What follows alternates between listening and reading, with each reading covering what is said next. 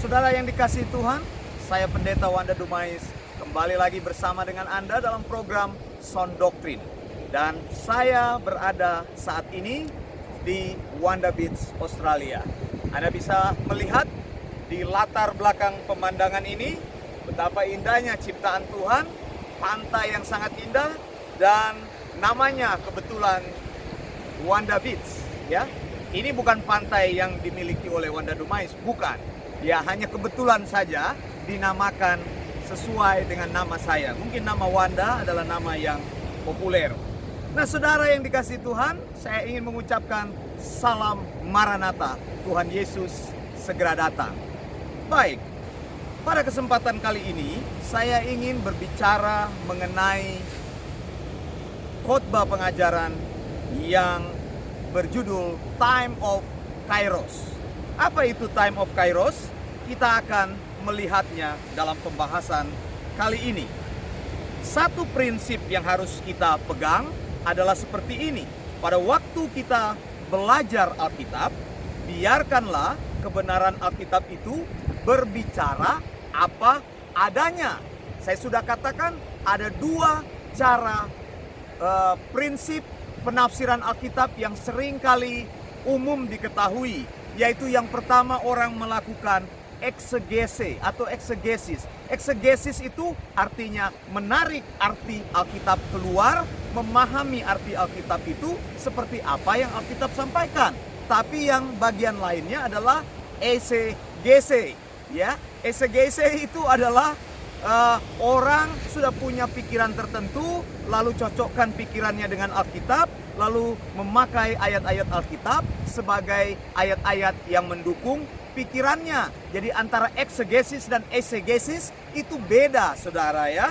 Jadi prinsip Alkitab itu harus mempengaruhi hidup kita. Alkitab itu harus menjadi seperti cermin. Ya, engkau bercermin di dalam Alkitab, dan Alkitab itu yang mengubah hidupmu, bukan engkau yang mengubah Alkitab sesuai dengan prinsip-prinsip hidupmu.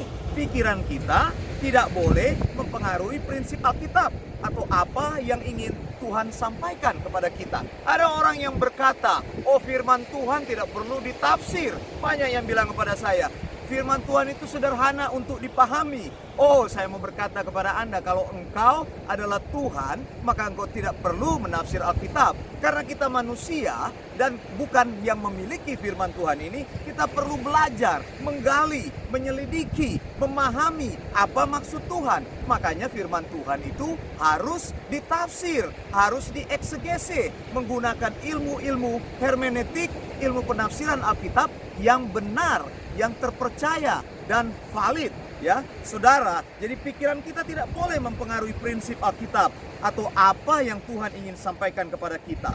Alkitab yang berbicara mengubah hidup kita, bukan kita yang mengubah prinsip Alkitab untuk kepentingan hidup kita. Sampai di sini saya harap jelas. Ini adalah prinsip, salah satu prinsip yang namanya hermeneutic principle. Jadi kita harus mengerti prinsip hermeneutik seperti itu.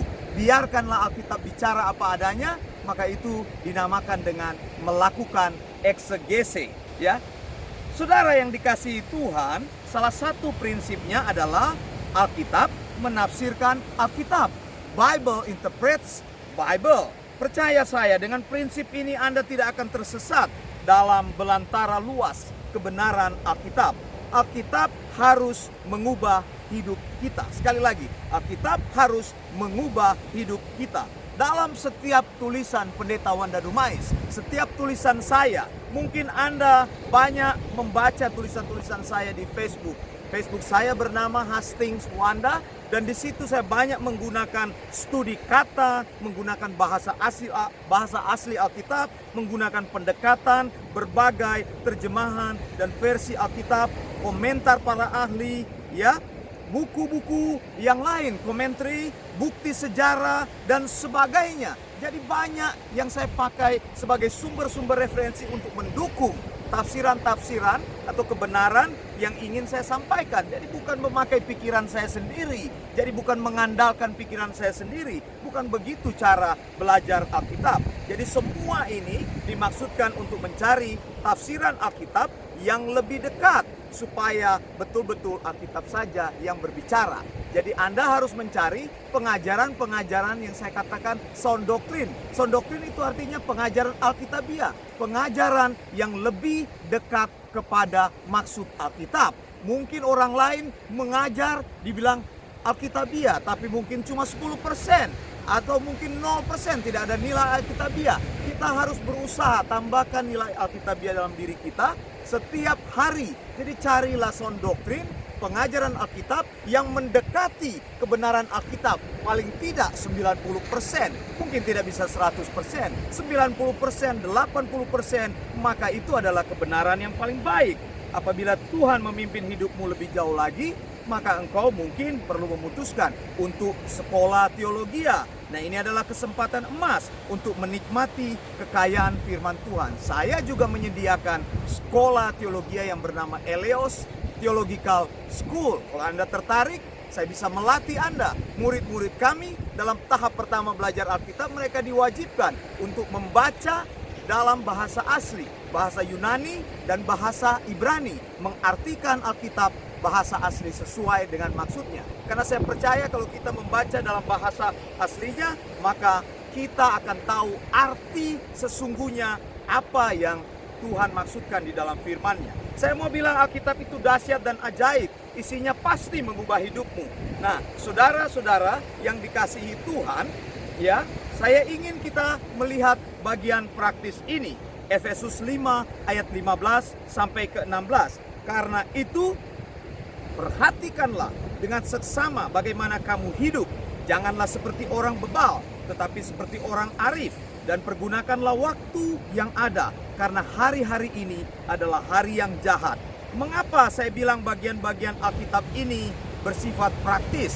Karena bagian-bagian ayat ini, Efesus 5 ayat 15 sampai 16, adalah ayat-ayat yang ditulis dalam tata bahasa Yunani bersifat present indikatif. Jadi bersifat masa kini, sesuatu yang applicable, sesuatu yang bisa diaplikasikan. Dari sini saya mengerti mengapa Roh Kudus menggunakan bahasa Greek atau bahasa Yunani untuk menulis perjanjian baru.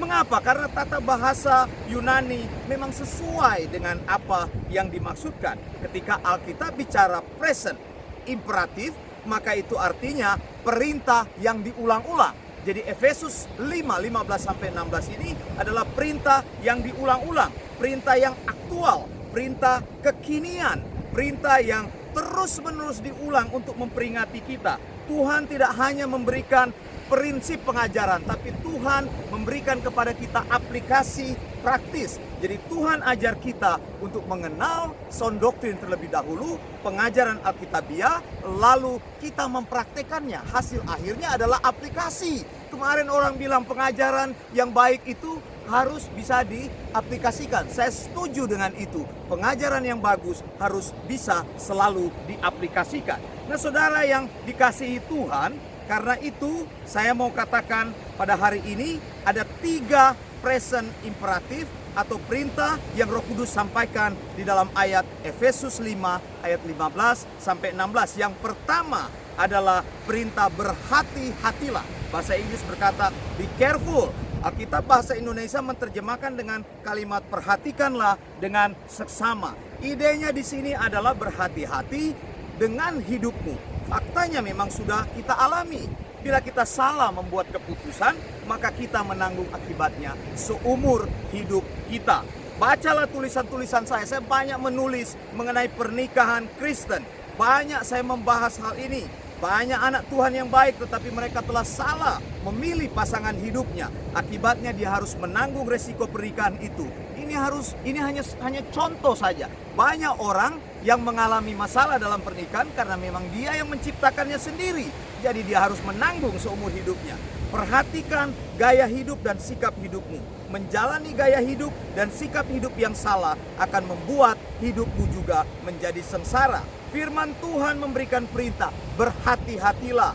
Kita perlu selalu bergantung kepada Roh Kudus dalam menjalani hidup ini. Hidup kita perlu dipimpin dan selalu penuh dengan Roh Kudus, dikendalikan, dikontrol, dikuasai oleh Roh Kudus. Berjaga-jaga dengan hidupmu.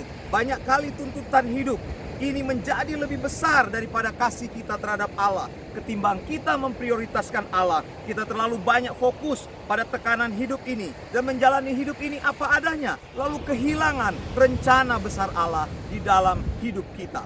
Hidup dengan berhikmat. Jangan biarkan hal-hal di dunia ini mencuri yang terbaik yang Tuhan telah sediakan untuk hidupmu. Lalu perintah kedua dikatakan redeem. Alkitab Indonesia menggunakan kata pergunakanlah. Kata redeem ini biasa dipakai dalam dunia bisnis pada waktu itu. Bahasa aslinya adalah exagorazo. Exagorazo itu artinya misalnya di pasar hewan, pengusaha terbaik berusaha memilih ternak terbaik untuk dibelinya. Kata ini juga dipakai oleh Yesus menjelaskan bagaimana, atau Alkitab memakai kata ini untuk menjelaskan bagaimana Yesus menebus kita. Jesus redeem us from the sin. Itu kata redeem artinya menebus, ya. Itulah yang Yesus lakukan, memilih yang terbaik dalam hidup kita. Dia mengambil orang-orang yang memang dikasihinya, yang dia tahu orang-orang itu akan diselamatkan untuk menjadi miliknya. Jadi kata redeem di sini artinya make the most of it. Gunakan dengan sebaik mungkin. Kata redeem berarti tidak menyia-nyiakan, tidak membuang kesempatan, tetapi menikmati bagian yang terbaik. Kalau Tuhan memberi perintah ini, pergunakanlah, maka pergunakan dengan baik. Pakai se-efektif mungkin. Jangan boros atau salah memakainya. Contoh, setiap hari saya kasih contoh. Misalnya Tuhan memberikan engkau uang 10 juta rupiah. Engkau diberikan kebebasan untuk menggunakan uang itu. Lalu engkau mau apakan uang itu? Diboroskan atau dibelanjakan dengan baik? Sebanyak apapun uang yang engkau punya tidak akan cukup kalau engkau tidak bijaksana untuk mengelolanya. Jadi ini bicara tentang pengelolaan. Setiap hari itu yang kita miliki bagaikan uang cash yang kita miliki. Waktu yang engkau miliki, hari yang engkau miliki, itu uang cash yang kita miliki. Belanjakan dengan baik, gunakan waktumu dengan baik. Mazmur 107 ayat 2. Biarlah itu dikatakan orang-orang yang telah ditebus Tuhan, yang ditebusnya dari kuasa yang menyesakkan. Kata ditebus ada di ayat ini. Jangan biarkan kita kehilangan keindahan hari ini karena terus khawatir akan hari esok. Matius 6 ayat 33-34. Tetapi carilah dahulu kerajaan Allah dan kebenarannya, maka semuanya itu akan ditambahkan kepadamu. Sebab itu janganlah kamu khawatir akan hari besok, karena hari besok mempunyai kesusahannya sendiri. Kesusahan sehari cukuplah untuk sehari. Hiduplah dengan bijak, ingat perintah Tuhan. Pergunakanlah, redeem your time, make the most of it. Perintah ketiga adalah time atau waktu. Bahasa asli dari waktu adalah kairos. Orang Yunani mengenal dua kata waktu, yaitu kairos dan kronos. Kairos masuknya ini adalah waktu atau periode di mana kita melakukan tugas tertentu dan kita harus menyelesaikannya di dalam waktu tertentu. Bila waktunya lewat, maka itu tidak berguna lagi. Tugas itu sudah tidak berguna lagi, sudah expire, sudah berlalu. Jadi tepat dilakukan pada saat itu. Itu artinya kairos. Kairos lebih tepat diterjemahkan dengan kata opportunity, kesempatan atau peluang. Sedangkan yang kedua itu kronos, menunjuk pada jam yang kita punya, menunjuk pada waktu, ya. Kronos menunjuk pada waktu saat ini. Ayat di atas berbicara tentang waktu. Waktu yang dimaksudkan adalah kairos, time of kairos, bukan time of kronos, bukan waktu yang kita punya, tapi kesempatan. Kairos itu opportunity. Dalam bahasa Latin dikatakan opportu for port. Ini maksudnya menunjuk kepada seorang kapten kapal yang sedang mencari kesempatan untuk melabuhkan kapalnya di pelabuhan. Zaman dulu pelaut perlu menunggu waktu yang tepat agar gelombang pasang datang sehingga kapal bisa menuju pelabuhan. Menggunakan gelombang itu, bila pelaut itu kehilangan momen gelombang pasang, maka dia harus menunggu kesempatan berikutnya. Dan ini membuang waktunya, makanya disebut opportunity, peluang atau kesempatan. Kairos sering disebut kingdom opportunity. Makanya saya bilang, Kairos adalah periode waktu untuk menyelesaikan sebuah pekerjaan. Pada waktu Kairos datang, kamu harus mengambilnya dan kamu akan kehilangan momen berharga itu. Berapa banyak orang yang kehilangan Kairos dari Tuhan? Berapa banyak anak Tuhan yang kehilangan dari Kairos dari Tuhan? Ketika masih muda, masih kuat, mereka membuang Kairos dari Tuhan. Dan sekarang mereka menangis, menjerit, meraung-raung kepada Tuhan, meminta Kairos. Tetapi Kairos itu tidak pernah datang lagi dalam hidupnya. Ibrani 12 ayat 7, sebab kamu tahu bahwa kemudian ketika ia hendak menerima berkat itu, ia ditolak. Sebab ia tidak beroleh kesempatan untuk memperbaiki kesalahannya, sekalipun ia mencarinya dengan mencucurkan air mata. Esau kehilangan Kairos. Kairos itu window of opportunity.